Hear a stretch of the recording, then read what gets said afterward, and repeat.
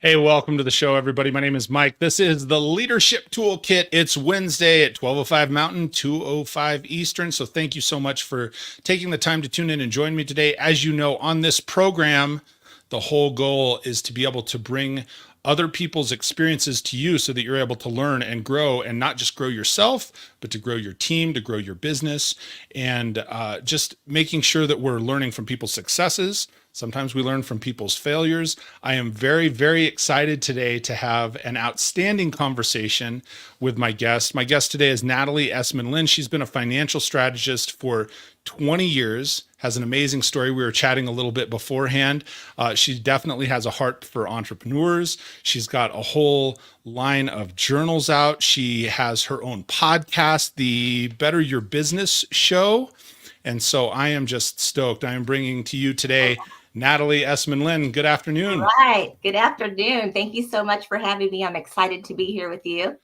Absolutely. Thank you for making the time to come on. So do me a favor, and if you would, let's just start off and share a little bit about yourself, maybe your business background, whatever you're comfortable sharing, your Sure. leadership background. And I think you offered just a phenomenal suggestion for some conversation starters today. So I'm stoked about that. So All right. share Yeah. with our audience, who's Natalie? Okay. Awesome. So, yeah, I've been in the financial services industry, like you shared, for 20 years now. This is my 20th year.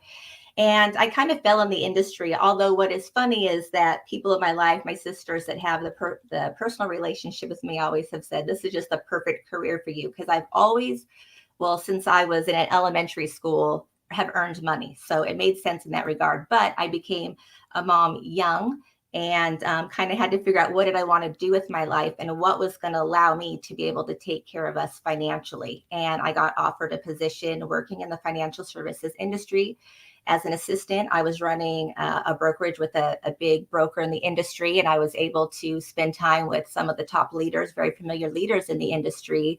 And so I got licensed and just kind of went with it from there.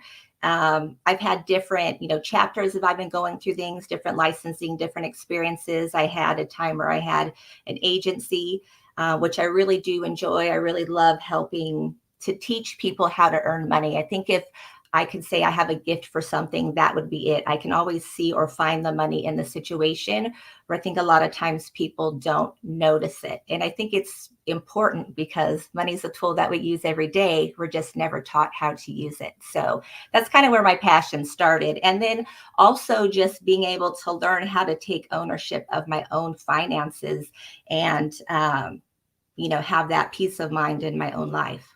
Learning the game. I always think of it as a game. How do I learn, play, and win the game?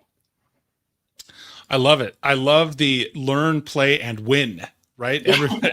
Everybody in our souls, it feels good to win. I've had some guests on the show in the past that, when we talk leadership and we talk business, it's easy to get into the conversation of, well, hey, it's good to attempt new things and to try new things. And it's like, yes, it is. It's also good to get results and win things. Yeah, So yeah. I think that's fantastic. So I want to jump right in at the very beginning, because one of the things that when we started talking, and thank you for sharing everything, and I think it is absolutely awesome. Here's what I would encourage people to, because I told you beforehand, I always forget this part of it. For people that want to connect with Natalie early, like right now, you can connect with her on every social platform. She's at Natalie Essman CEO, Natalie CEO. That's for the benefit of if anybody's listening and needs the spelling. So make sure that you do that. Also, if you're not already subscribed to the show, and as you gain some information from this, make sure that you share it with a friend. So one of the things that you had talked about, and I think you laid the foundation nicely, because you said, hey, money is this tool, and you're good at teaching people how to earn money. Well, in that, I think it's important to discuss, because we're right here at the very beginning of a new year. We're 10 days in. I had to look at my calendar. uh, and, a lot of people will start off a new year. There's two primary goals that people will often pick. They'll pick financial goals and they'll pick weight loss goals, right? Physical Yeah. goals. And one of the things you suggested, you said, hey, let's talk about being clear on what we want in 2024 and how do you create the right mindset and habits. So let me ask you right out of the gate, how can people start to seek clarity with what they want, and not just in 2024? I think there's a resolutions are a little bit of a, I don't want to say a myth, but they're often overstated, Mhm. because it's like, oh, at midnight on January 1st, everything's going to change. And it's like, well, it will if you do, Right. right? So, what are some things that you do to help people to, maybe help get yourself clear, or to help people get clear? What are two or three tactical things maybe that can start to create that clarity right now, early in 2024? Yeah, so I think one of the first things is spending time with yourself and questioning things of, why do I do the things that I do? Why do I have the job that I have? Why am I in the health that I'm in? Why is my money the way, why do I do the things that I do? Because a lot of times we're just living on autopilot. We haven't really stopped to get clear on why I'm even doing these things, to really Sure. determine what it is what we want. So that's one of the first things. And then when you look at it, really deciding from there is, does your life look the way that you want it to look, right? I have the saying, do more of what you love. Most people aren't doing the things that they love in their life. They're in a job they don't like, they're commuting, they're in kind of that 9 to 5 grind, they're getting home, they're tired, going through the motions, unhealthy, stressed out about finances. That's like 85% of Americans, right? So really getting clear Sure. on what they want it to look like, because so many times we think it has to look a certain way and we're tending to follow the masses. Well, the masses aren't happy. We have to learn to do things different. So what would make you happy? One of the reasons why I have my journal line is I'm a huge journaler. I'm in different groups on social media as well. And, we'll have I get, different topics emailed to me and get to spend the time doing it. But I do spend a lot of time journaling, reflecting, and having power thought questions on, what do I want it to look like? The other things too is paying attention to experiences to make that clear. And I can give you an example of that. Just this last year, I was offered a really great financial opportunity. And my husband goes, why are you going to take that? And I was kind of snotty to him about it, right? And I was like, what do you mean? This is going to be a great opportunity. I'm just going to, a year from now, it's going to really change things and I'm going to go for it, right? I told my other friend too, and she was kind of like, okay. So, anyways, I lasted 7 days. And I'll tell you why, because it wasn't what I wanted. And I needed that experience to kind of go, hey, Natalie, like, why are you doing this? This isn't what you want. For you, it's really about freedom. And in that position, my time wasn't going to be my own. So, what do you want it to look like for you? Do you want to be in charge of your time? Do you want to be in an office every day? Do you want to have passive income?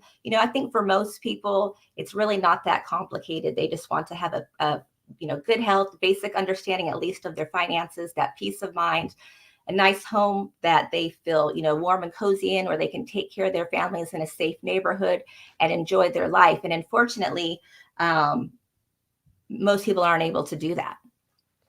Sure. Sorry, I'm writing stuff down here. I get into taking notes, and I think it's you have so many good points, and I'm going to break this down two ways. And I know I sometimes repeat, but you jump in anytime and add additionally. I think you said four really good things that most people want: time with their family. They want time in general. They want time with themselves. They want good health, and they want to understand finances. I also think, because I asked the question, I said, hey, how can people start to get clear? And you pointed out two really good things. And I think people don't do this enough. Is You're saying questioning things. I think it's simply asking why. Why is probably one of the most underused questions in our repertoire, right? I come from a background in sales, and I even used to coach salespeople that way. Like, hey, you have to ask why more. You've got to ask, why are you doing this thing? And so the fact that you lead with that for you to get clear, and I'm going to build on that for some people if you're either listening to the show after or watching the show. Don't just ask why once, because I think sometimes that gets very surface, don't you? I mean, like if you say, hey, why am I doing this? And we go, well, because I got to pay my bills, right? And you'll give yourself the answer that is the easiest answer. It's not always the right answer. I had a mentor of mine, he's still a mentor of mine, that I remember he was coaching me in business. And he said, if you want to get to the root of any question, you want to get to the root of any problem, ask 5 whys. And so I thought that was really powerful just to, tack on to what you're sharing, because I think that is one of the most, that could be a whole show in itself, Yeah, right? so true. Just questioning things and asking why. Well, why do I do this? Well, because of my finances. Okay, well, why are my finances the way they are? Well, because of ABC. Okay, well, why did you do ABC? So when you start to ask and dig a little deeper, I think that's really strong too. And then I think, man, so powerful that you said, look, does your life look how you want it to look? Mhm. Yeah, and I may be paraphrasing your words, but when you said, "Hey, does this look how I want it to?"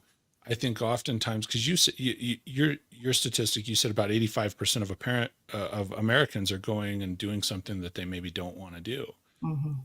Well, so if that's the case, and they say, well, does your life look how you want it to look? I'm going to ask you another question, Natalie. What if the answer is no? Where do they start to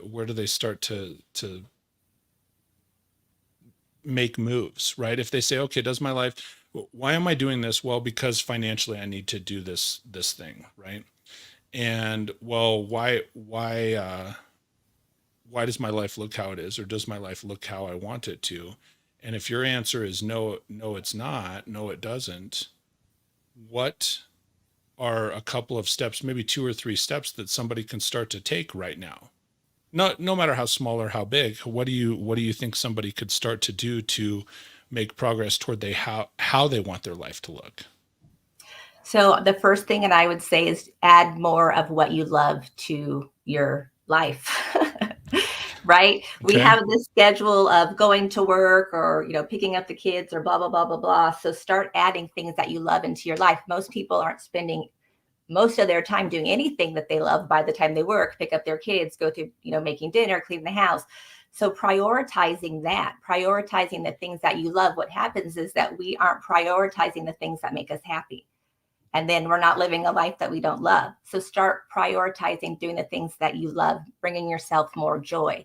And I believe that when you do that, that things will naturally start to shift for you. You'll have more clarity. You're going to start feeling differently alive, more happy, having more joy in your life. Because reality is we want to enjoy life, have a good experience with life, right? If you Sure. look at people who are, negative or stressed out all day, well, yeah, it's a mindset. They're sitting here complaining about everything that they're doing. So if I want to feel happy all day, how can I do more of what I love every day? Just like you love doing your show, right? I So that's love how it. you bring joy. Yeah, right. That's how you bring joy into your life. So how can you start adding more things that you love into your life? That would be the first thing. The second thing that I would say is, what can you do to stop the bleeding? So if you have an area of your life, let's just say it's finances, right? And there's an area of your life in your finances that's really dragging you down. You have a lot of debt or just whatever it is. Okay, how can you, let's start there. Let's fix that challenge first. Let's start there. And then you can move on to the next thing. But you have to start somewhere, and awareness is the first step to change. No, that's really strong.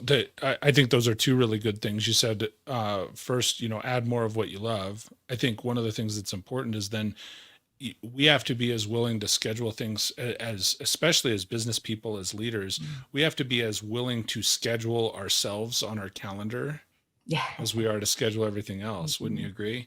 Yeah. Because I think so often, and you brought up, and man, this is like a picture of my family. That's why I'm taking so many notes. It's like, okay, well, we got to, you said, pick up the kids, make dinner, go to work, get home from work, do this, do that. And we have all these things scheduled in our daily meetings that are scheduled in, and the things that we feel are necessary to make it to the next step. When what you just said is so relevant that it's like, well, when are you scheduling yourself on the calendar? Those things that really feed your soul. Mhm. And something I actually learned, if I can share this real quick, just from doing this show, I have this show scheduled on my calendar, and it used to, when I was call it younger, less experienced, there were times that stuff would come up for business, and it's like, well, it's a podcast, it can wait, or we can record a different time.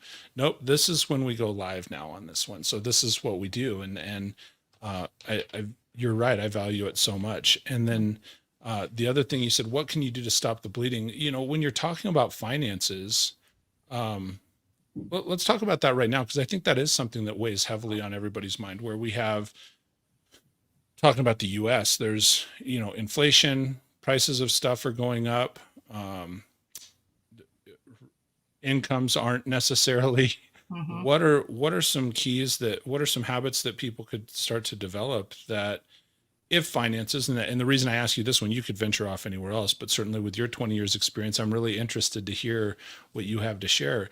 If finances are my thing, I got credit card debt, I got obviously my monthly bills, we got all the stuff that we want to do that costs. What are some tactical things that people can do to stop the bleeding when it comes to a financial situation, so that they can progress themselves and then progress their family and feel better, and ultimately that affects business too, right? Right. Yeah. So one of the things I always encourage people when they're first starting out is to, and I'm kind of old school this way, so I tell them, if you're more into technology, then do it that way. But is to write down what you're spending every day. Do that for the next 30 days. That's what I tell them. Look at what your spending habits are. How are you spending your money? I think most people are surprised with how they're spending their money. I know when I first did it, I was shocked at how much money we were spending on going out to eat, hitting the drive-through, getting a cone after school, buying a couple Gatorades at the soccer game on Saturday, right? That type of stuff adds up. But just being aware of where I'm spending nickel and diming away money, right? So just being aware of where that money's going, because once you're aware, then you can be more clear on, am I just frivolously wasting money all the time? Do I need to make extra income? Um, where do I need to shift? So if it's, hey, I'm just not spending correctly, then I can start making those habits. I can budget myself better and know, okay, I have this much money to spend towards um, hitting the drive-throughs or whatever with the kids, right? Sure. Um, or it's, hey, you know what? We're not making enough money. So what can we do differently to have more income coming into our home? Okay. Well, and I think so when you're saying, I'm going to jot that down too, but when you're saying, hey, write it all down, you're talking everything, like every single expenditure. Yeah, and daily. So you start Okay. your morning, if you leave to go to work in the morning and you hit Starbucks, write it down. Okay. And then if you hit your lunch break and you go out to lunch, write it down. And then you pick up the kids and you hit Dairy Queen on the way and get some, cones, write it down. Because a lot of times we're not even realizing we hit Starbucks and Dairy Queen, and that's $20 right there.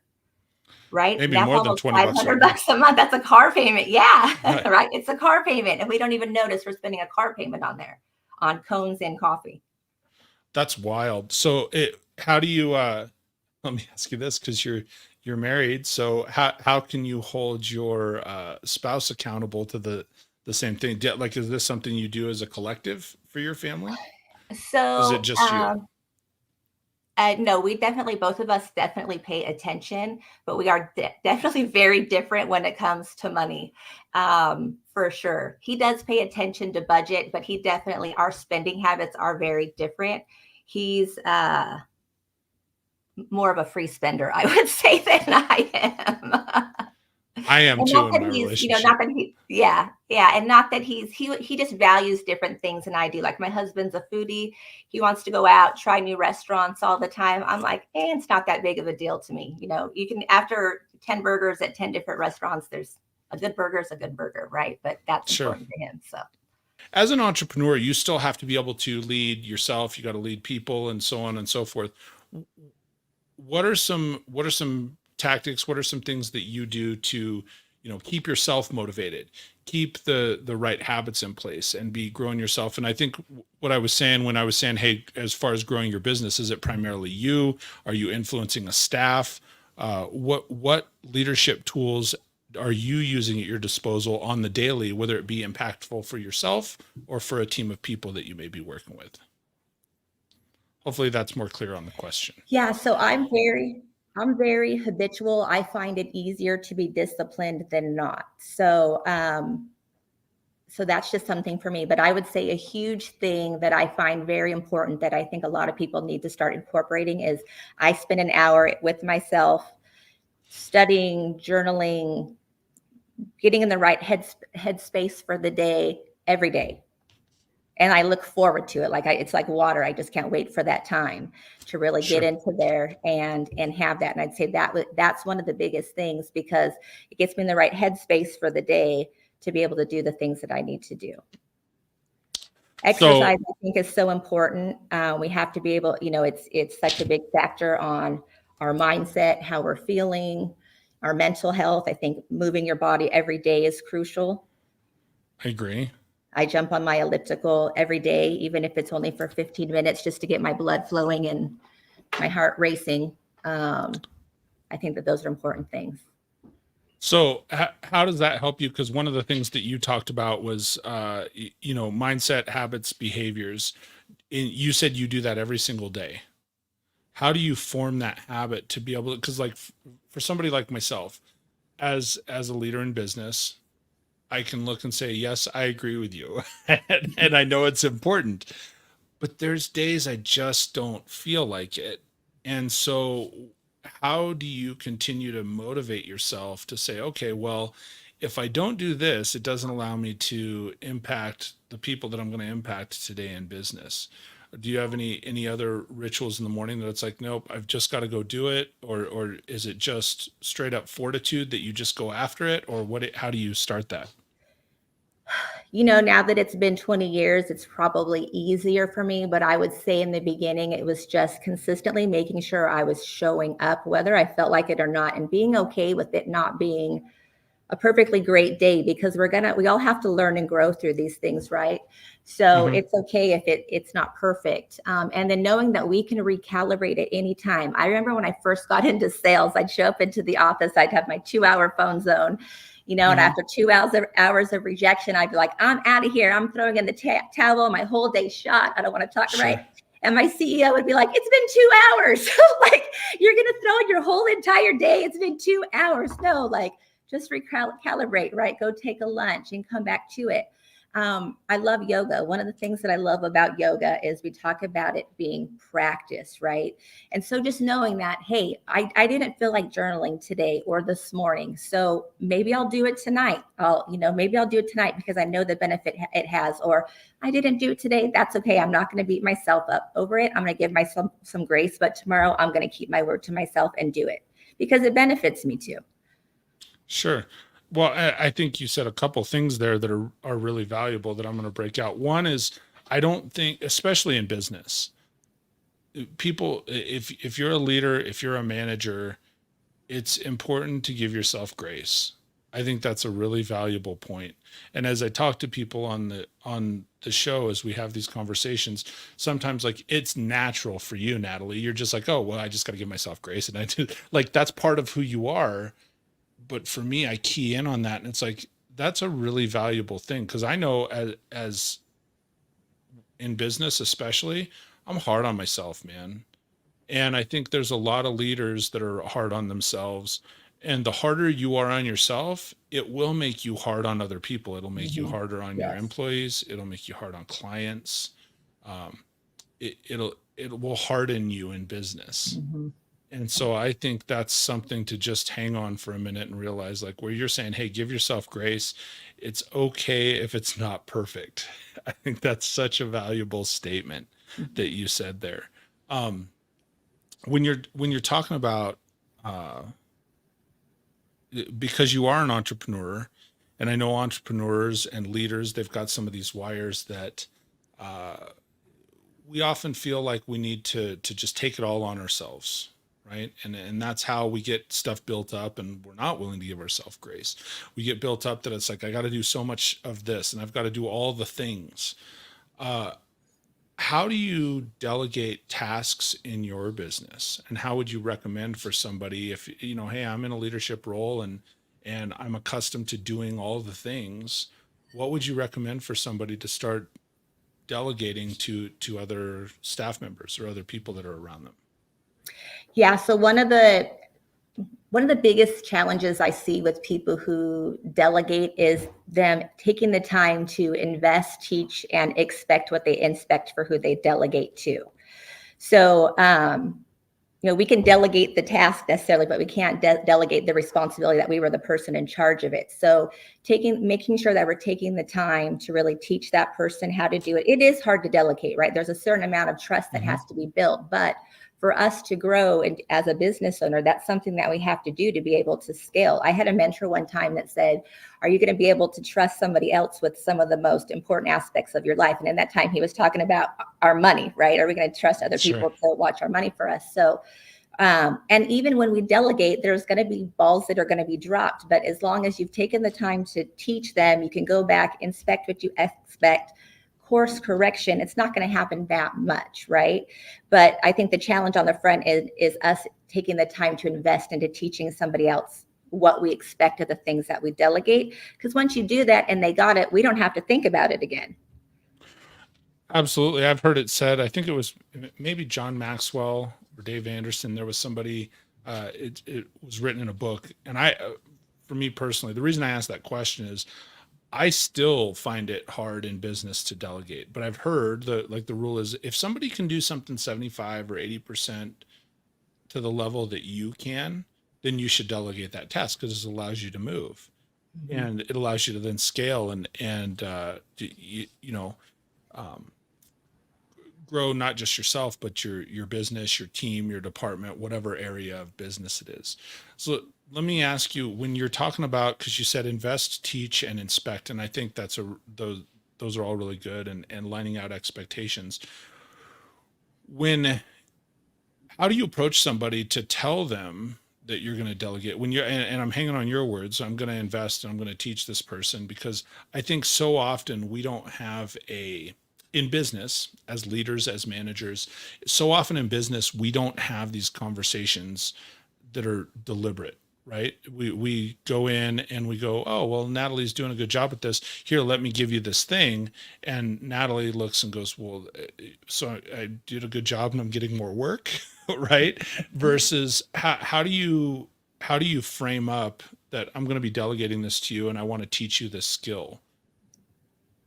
How would you approach that? If I'm delegating something to them, my thought process is kind of part of their job description, right? So like if it's my assistant, or let's just say it's another agent that I'm even just referring a client to,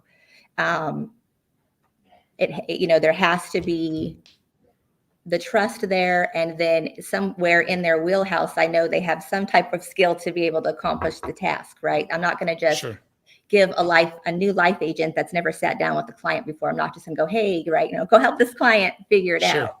So there has to be some type of a skill behind who I'm delegating to. I'm thinking about who I'm delegating tasks to based on skill set and reliability. No, go on, please. Yeah, skill set, reliability. And then, when you say that, am I paying them or is it a volunteer army? When you talk about delegating. Well, and it's interesting that you bring that up, because even last week I was talking with a guest on the show, and she said there's a sort of lost art of volunteering. But I also think as leaders, we risk, there's a fine line between volunteering because people want to do well and get ahead, and taking advantage of somebody, right? Mm-hmm. There's a fine line between that. So, let's assume that it's fits within the scope or the hours of their regular job duties. So, I mean, because I think volunteering too, it's really easy when we have somebody that's likable and that's willing to offer their skill set. It is easy for a leader to even accidentally take advantage of somebody's kindness. Yes. So definitely agreed. And so there has to be, I think, an awareness on the leader's part. I'm glad you brought that up, because I would say that was probably me. And I think that's one of the reasons why I try to be so aware of it, especially when people are volunteering, they tend to be givers, right? So, it's about people that are giving or people pleasing, not only learning to set boundaries, but also I think leadership, being aware and not taking advantage of people, like you said. No, I absolutely. One of the things I want to go back to earlier point of the conversation, because we started talking about, and it kind of went down a different path when we were talking about being clear in what we want in 2024, being clear in mindset and our goals and what direction we're headed. How important is it that as a leader, as somebody that is at the forefront of an organization, how involved should you be with your staff members' goals? How involved should you be with the people that are working for you? Do you keep it strictly a business? Do you get involved with their personal? How much do you invest in the people that are with you on that? A lot. I invest a lot in the people that are around me in business, because especially in financial planning, if I'm teaching them not only how to go out and help people with their own finances, I need to know at the same time too that they're practicing what they're preaching. I can tell based on their results whether they're practicing what they're preaching or not. And then also, if they're going to show up and be committed, I feel like it's my obligation to give back to them. If someone's not showing up and not willing to do the work to hit their goals, that's something else. But if a person's going to keep showing up to go after it, I'm going to meet them where they're at to help them, for sure. I think that's really valuable. Let me ask you a tough question here, because this is one I still have a tough time with in leadership. Because one of the things you just said, hey, as long as people are showing up, like there are people that have the best of intentions that show up and they're just not in the right seat or they're not the right fit. At what point, as a leader, at what point do you decide to have to cut ties, and what's your approach to that?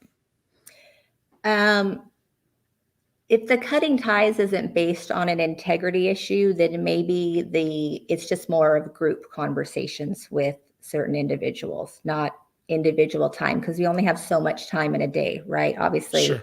we can't give all of our time to everyone. So maybe there's where maybe that's a group type of setting versus people are getting more of my individual time. How do you mean when you're saying it's a group setting? Frame that up for me a little bit. When if you're deciding, hey, this person's not the right fit, how are you approaching that? So maybe I'm not spending, one-on-one time with them, training them or training them sales training or how financial planning works or different products works, but I'm having more of a classroom training environment with them. Gotcha. So I have, Okay. maybe 20 guys in there that aren't doing as well as they want to at their craft. And so we're getting some extra training on the side with them or something like that. Okay.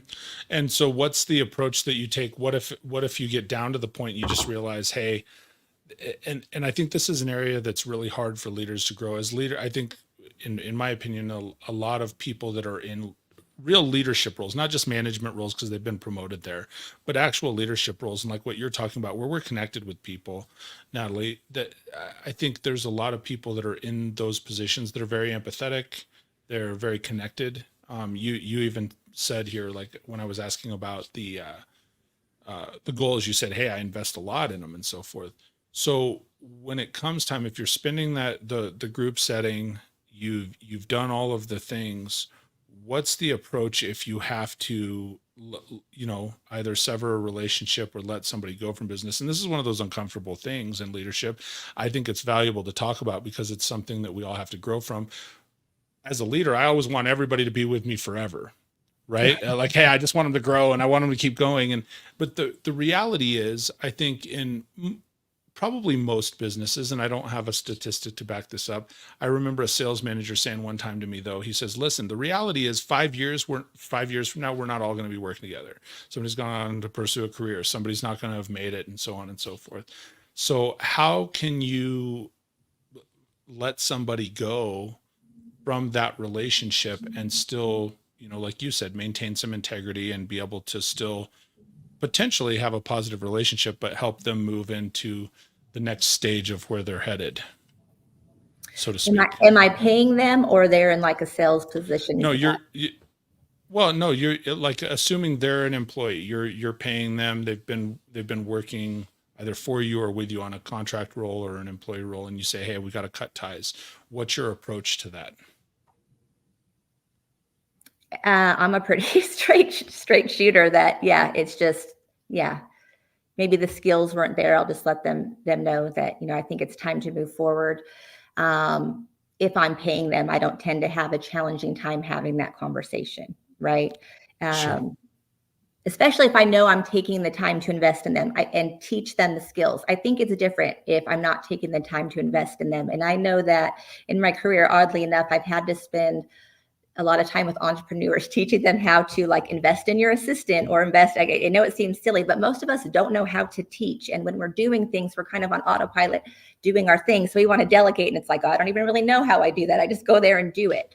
So if I've already taken the time to invest and teach them, when I have someone come on with me, I'm already doing a 90-day agreement anyway.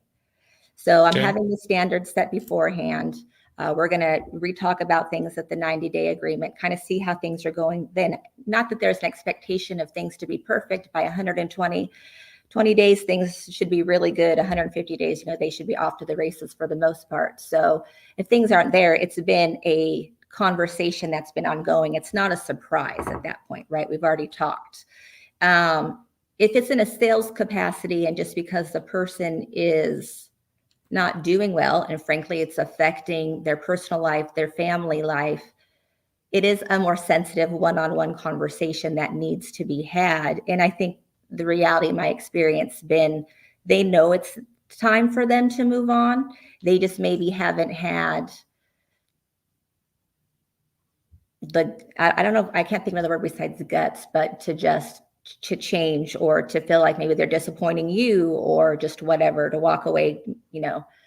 There's always that saying is, if you don't be a quitter, blah, blah, blah. Maybe people are going to think I'm a quitter, but like, if it's not for you, it's not for you. And the beauty of you having that experience is, that this is not for you. So take that lesson and shift. I think that's real powerful. And I'm going to recap a couple things because you said a few really awesome things there for people that are in those leadership roles. And again, because we build these relationships and I've been in situations where at times I feel like I've cared more than they have. Mm-hmm. And I think that's a really crummy position to be in, right? You're somebody that is either working for you or as a contractor with you or in sales, like you said. If you care more than they do, it's a broken relationship. Mm-hmm. And one of the things that you said, and I've been in this, I don't say this lightly. I have had people that I've had to let them go and they have thanked me later. And like what you said, maybe they didn't have the guts. They needed the direction from somebody that could see outside of them.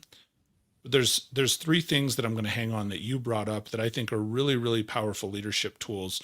And not just for this part, but through, building a team. One is, you said, when I bring people in, I have standards. Like, they know what the standards are. They already know what the expectations are.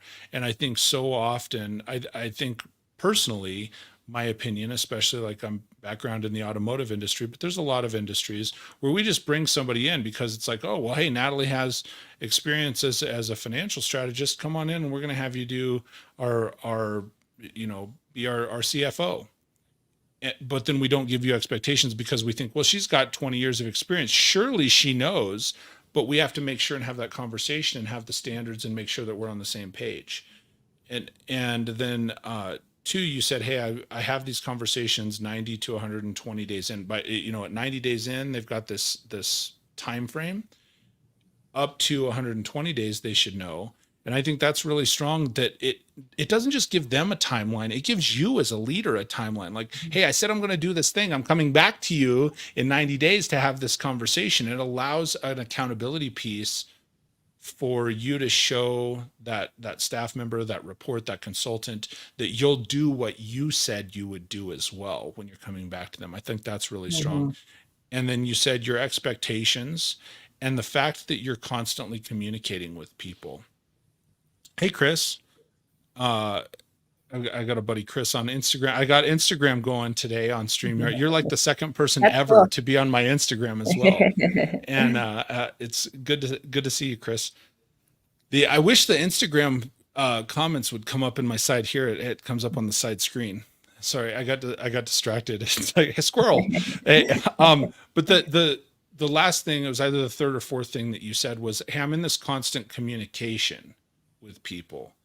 And I think we lose that. It's like we have this set it and forget it mentality in business of like, hey, I told you this one thing once, Natalie.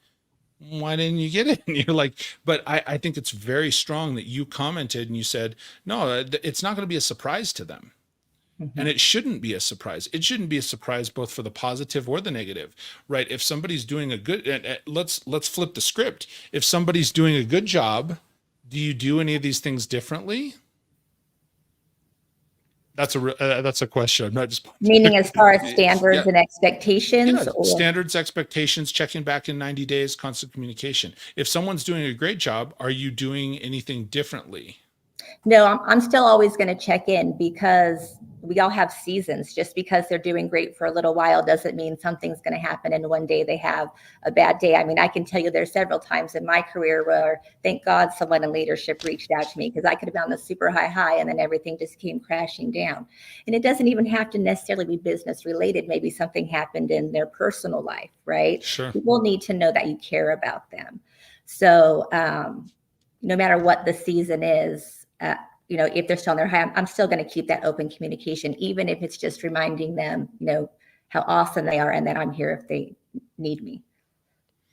I'm a huge fan. I used to joke in this in business, but I think it becomes more real, especially as I get older. Like you've talked several times, hey, are you paying them? Are they volunteering? And I used to jokingly say, hey, so, sometimes we ask people to do stuff for us and I pay in high fives and hugs, right? Yeah. But there is some reality to that. Like sometimes that's what people need. They just need an ear. They need to know you said it. They need to know that you care about them and so forth. So, but I have found that people do like the money aspect more.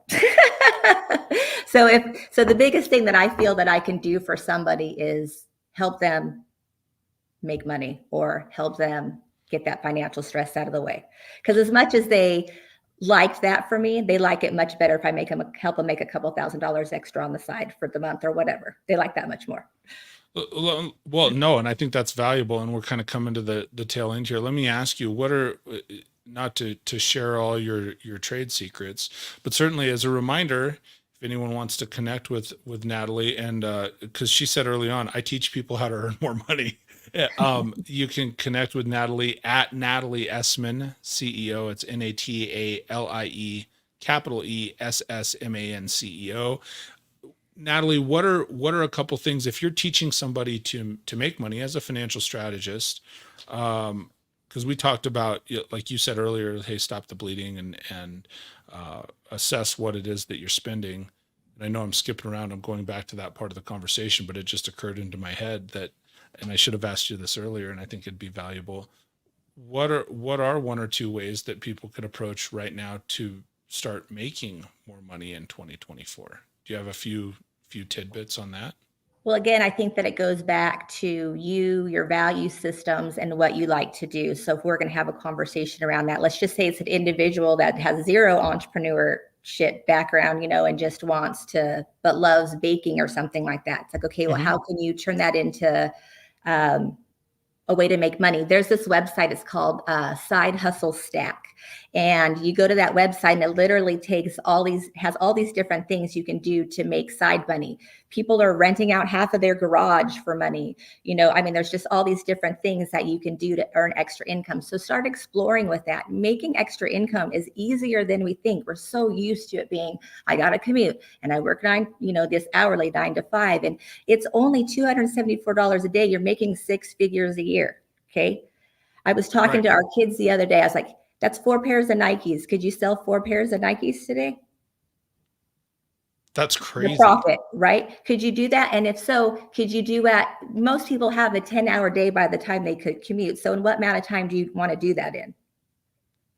Do you want to spend 2 hours of your day selling those pair of Nikes? You want to spend 8 hours of your day, right? We determine what we want it to look like. We are the captain of our ship.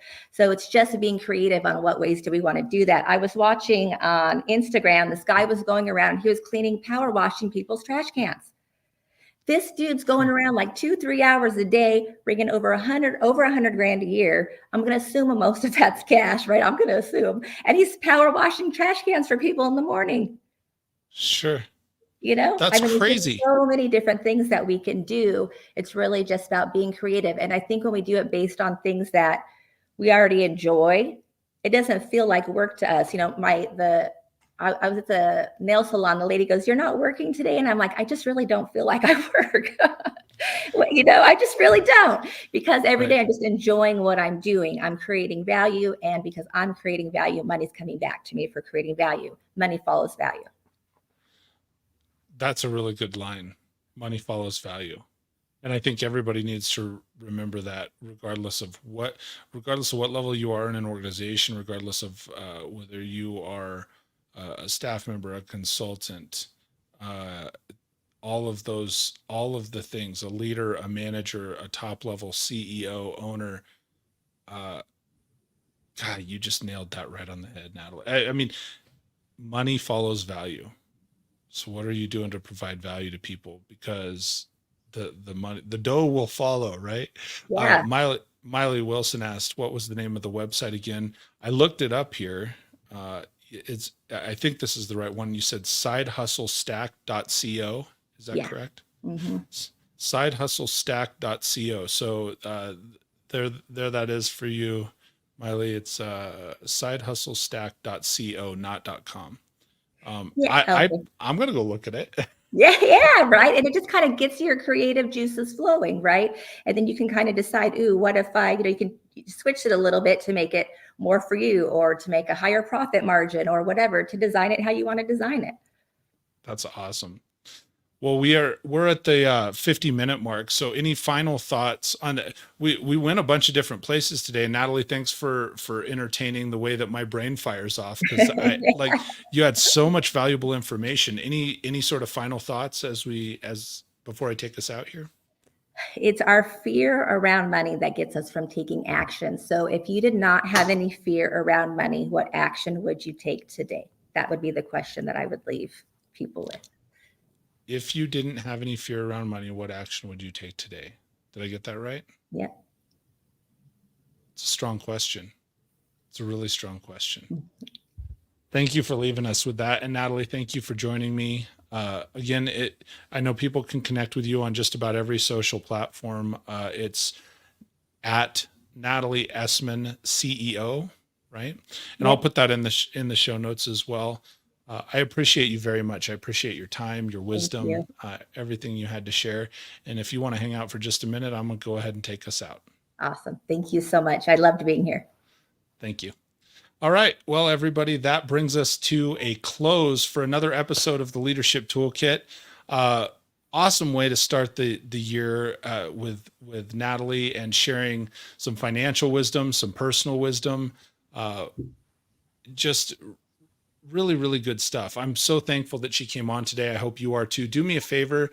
Make sure, if you know of somebody that needs to hear this message, and just share the show with them. It's on YouTube. It's on every single, podcast platform. Share this message with them. Make sure you throw some thumbs up on it, because that's how the word gets out on the show, on this podcast. I'm on every podcast platform there is, iHeart and Apple and Google and you name it. So please do me a favor and share the show. Share Natalie's wisdom out with some friends. And I look forward to seeing you again next week. Remember, I do this every Wednesday at 12:05 Mountain Time. I look forward to seeing you again next week. And until then, everybody be great. We'll talk soon.